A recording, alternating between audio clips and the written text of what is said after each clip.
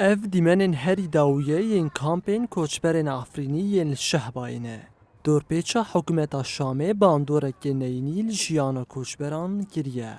اف چند روزن دوباره حکومت شامه بدجواری کانتون شهبایه دورپیچ گریه و ناهله کرسته ین جیانه ین سرکه در باس ببن. کوچبرن افرینی جروجاوا تیوی را بوان گوتنان بحث آزار و آستنگین خودگین. جالی مازوت دا مازوت لسر مخوته خیر واده کنه یعنی خیر وانا ما دکن دور چرمی ما هم کنه چپره مازوت خطه جارات نه شیر تنایه تشغل معقد کرنه ام وک ملتی عفرینه ام برخودانیه دکن دندر قامپادا ام کرنه حیساره گتش سر ما قد کرنه دم وردا ام پر کرنه حیساره که و زور زحمتی ام دکشینجی ام پر یعنی ام برخو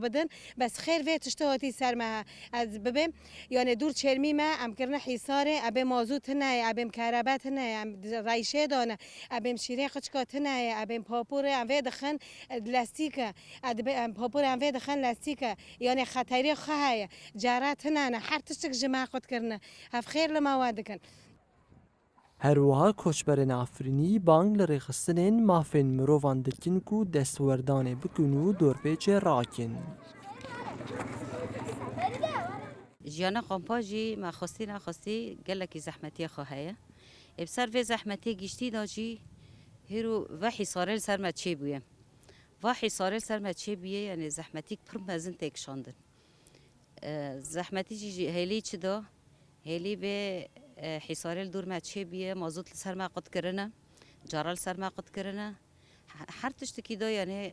لسر ما زحمتی تکشاندن هرو ام زاروک زاروک ناو مدا دقام پیدا جیانا خوش دست دان جبر سرمه یعنی ام واتش تیجی پر شرمزار دکن جبو دولت ناو نتوی ام دنگه خودشینن جوان راجی ببینن بلا زانبن ام چه دکشینن لورا